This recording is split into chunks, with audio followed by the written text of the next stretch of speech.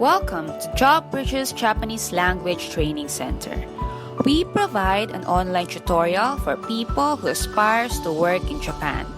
Before we start, don't forget to like and subscribe to our channel to keep you updated on our lessons to help you master Japanese language in no time.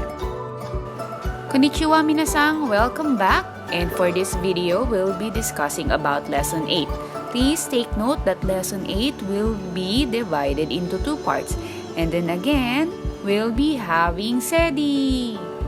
Konnichiwa minasan, Sedi desu. For Lesson 8, we'll be discussing about adjectives. So, adjectives are used as predicates and noun modifiers. In Japanese language, adjectives are inflected and are divided into two groups. So we have what we call I-adjectives, and then I-adjectives, these are those that ends in AI, II, UI, and OI, while na-adjectives ends in EI and other endings. Take note also that adjectives in Japanese are called kyoshi. So I-adjectives are called ikyoshi, and na-adjectives are na-kyoshi. Wakarimashita minasan? Wakarimashita, sensei. Now to help you distinguish na-kyoshi and ikyoshi from each other, I've prepared a few questions, and then of course, you and Sedi can answer together. Are you ready? Hi. Alright, so the first one, hansamu, na-kyoshi or ikyoshi? Na-kyoshi. Very good.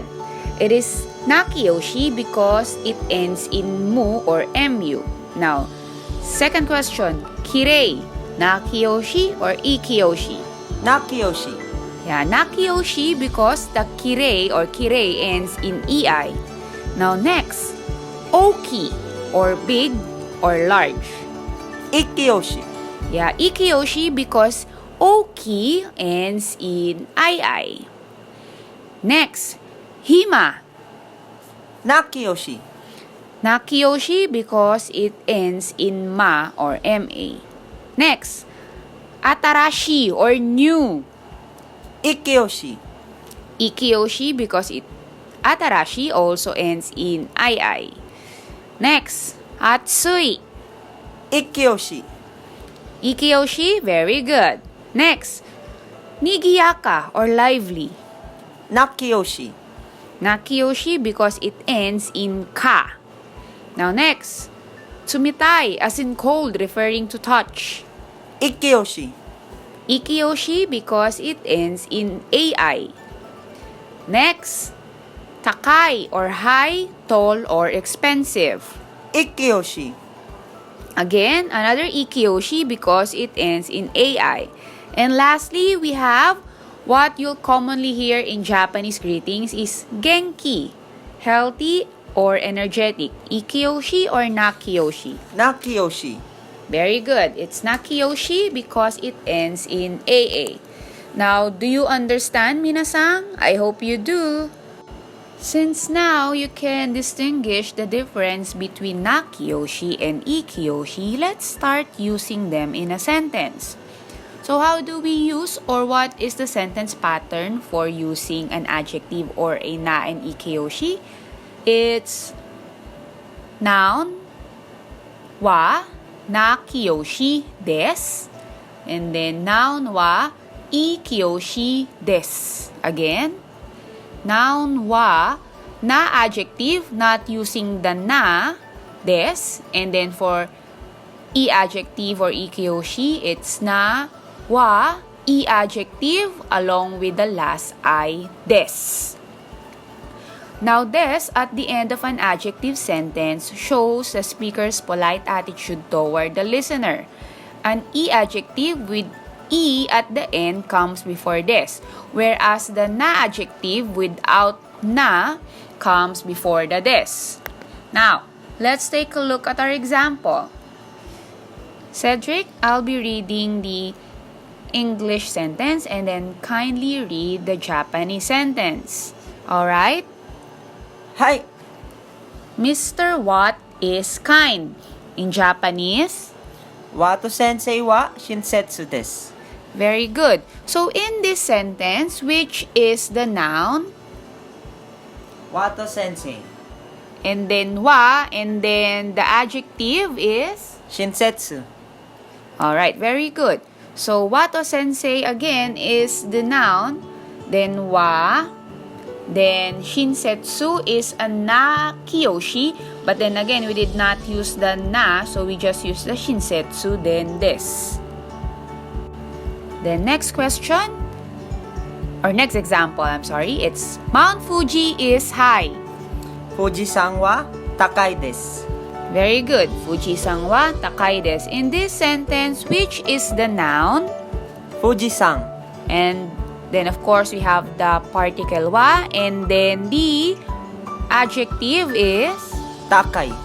Alright. So takai, this is an i-adjective or i-kiyoshi, and we use the whole word takai or tall in this sentence.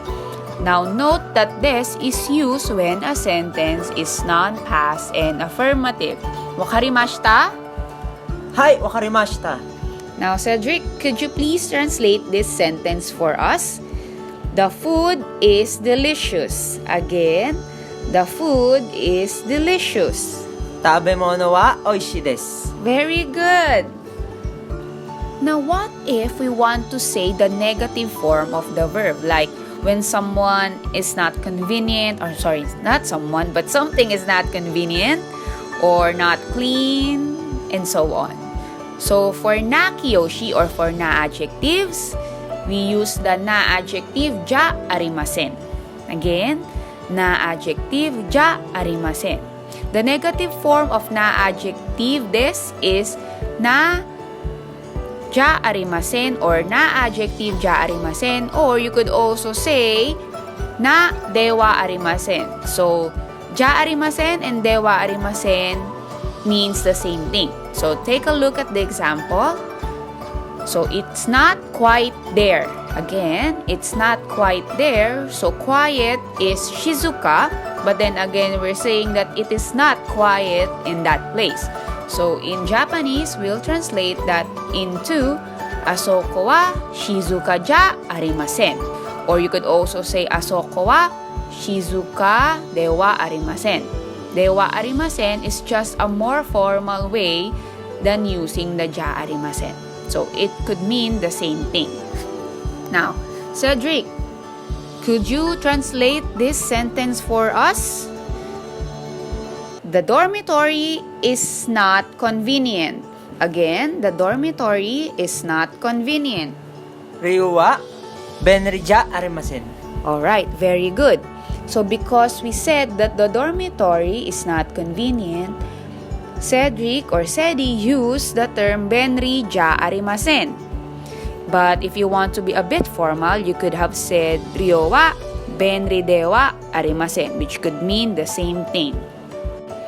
Now, transforming an ikiyoshi on an i-adjective into its negative form, you have to drop the last I and then add kunai desu. Again, drop the last I and add kunai desu. Okay? So, let's take a look at the example. This book is not interesting. Again, this book is not interesting. So, interesting in Japanese is omoshiroi. Now, when we said not interesting, we say kono hon wa omoshiro kunai desu. Again, kono hon wa omoshiro kunai desu. Note that I dropped the last E from omoshiroi and add or attach kunai desu at the end of the sentence, which makes it a negative. Again, kono hon wa omoshiro kunai desu. Now, Cedric, are you ready for our example? Hai. Now, translate this for us. The bag is not black. Again, the bag is not black. Kabang wa kurokunai desu. Very good. His answer was kabang wa kurokunai desu. Black is kuroi in Japanese. And then, since I gave him a sentence that says, it is not black, he dropped the last E of kuroi and add kunai des at the end of kuroi or kuro, which makes it kurokunai des or not black.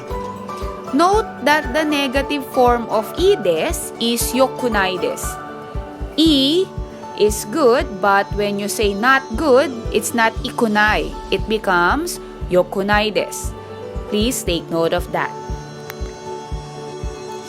Now, to make your studying easy, I've prepared a table for you guys showing the different tenses of na-adjectives and i-adjectives.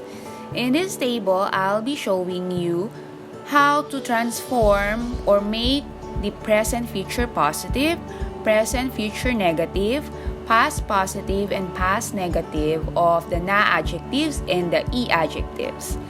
So let's begin. Let's start with na-adjectives. So for na-adjectives, we have the example, kirei. What does kirei mean, said? Pretty. Alright. So the present future positive of kirei would be, Kirei desu. and then the present future negative is, Kirei de wa arimasen. kirei de wa arimasen, or you could also say kirei ja arimasen. Now next, the past positive of kirei. Kirei deshita. So when you want to say something was, okay, was pretty, so that thing is pretty or was pretty before, but now it isn't pretty anymore, you could say kirei deshita. You got that? Now lastly, for kirei, the past negative would be, Kirei de wa arimasen deshita. so saying that something was not pretty before but it is pretty now, you could say kirei de wa arimasen deshita or kirei ja arimasen deshita. Very good, Cedric. Now for the next example, let's go under i-adjectives or ikeyoshi. Now for ikeyoshi, we have yasui. What does yasui mean? Cheap. Alright, cheap. Something that is not expensive. So the present future positive of yasui would be, Yasui desu. yasui desu. And then the present future negative, which means that thing is not cheap, is Yasukunai desu. yasukunai. So notice how he dropped the last E and attached kunai des at the end.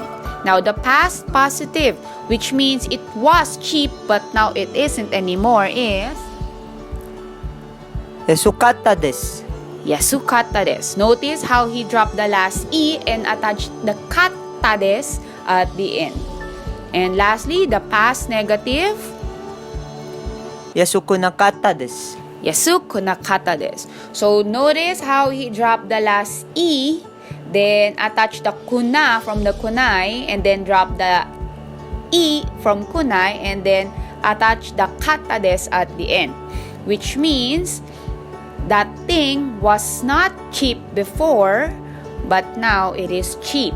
So maybe it was expensive before and now it's cheaper. Now, Cedric, now let's do a little exercise. I'll be giving you guys and said a certain adjective, and then you'll be responsible for transforming them into its different tenses. Are you ready? Hai. Alright. Ganbatte kudasai, minasan. Hai, gambaremasu. Okay. So the first adjective or first kiyoshi is yume. What does yume mean, Sid? Famous. Alright. So could you give me the present future positive of yume? Yume desu. Very good. How about the present future negative? Yume de wa arimasen. Yume de wa arimasen, or you could say yume ja arimasen. Very well. How about the past positive? Yume deshita. Yume deshita. And then lastly, for yume, past negative. Yumei dewa arimasen deshita. Yes, very good. Yumei dewa arimasen deshita or yumei ja arimasen deshita. Let's see if your answers are correct. Now next. Okay. Muzukashi. Again, muzukashi. What does muzukashi means again? Difficult. Alright, this means difficult. Okay. So what is the present future positive for muzukashi? Muzukashi desu. Very well, muzukashi desu. How about the present future negative? Muzukashi kunai desu. Very good. Now, past positive of muzukashi. Muzukashi katta desu. Okay, muzukashi katta desu. Again, minasan, you should emphasize the double T or the small tsu in the Japanese. So it's muzukashi katta desu. Alright? Then lastly, for muzukashi, past negative. Muzukashi kunakatta desu. Let's see if your answers are correct. Now, minasan, let's see if you could answer this one correctly. So, we have E. What does E means again? Good. Alright, so could you give me the present future positive of good? I desu. How about the present future negative? Ikuna desu. How about the past positive? Ikatta desu. And then the past negative? Ikunakatta desu. Is that right, Sensei? Alright, so let's check. Actually, guys, this is a very tricky one. So sadly, Cedric, some of your answers are not quite right. So for the present future positive of ides is ides, of course. And then the present future negative is yokunai desu. Again, yokunai desu. And then the past positive is yokatta desu. Again, yokatta desu. And then the past negative is yokunakatta desu. Did you got that, Cedric? Oh, gomenasai, Sensei. Daijoubu desu yo. How about you guys? Questions using adjective sentences are made in the same way as those using noun or verb sentence. In answering a question, you repeat the adjective used in the question, same as what we do with the verb. So desu or ja arimasen cannot be used. Example, Peking wa samui desu ka? Again, Peking wa samui desu ka? Or is it cold in Beijing? And then if you're gonna answer yes, you have to answer yes and then repeat the adjective use. So in Japanese, it's hai samui desu. Again, hai samui desu. Or in English, yes it is. Now for the negative one, let's take a look at this example. Nara koen wa nigiyaka desu ka? Or is Nara Park busy? And of course, the answer is no, it isn't. So you have to repeat the verb or the adjective or the negative form of the adjective. So iie nigiyaka ja arimasen. Or in English, no, it isn't. Alright, that's just it for today. See you on our next videos. And don't forget to like and subscribe to our channel to keep you updated on our lessons so you can master Japanese language in no time. Mata ne!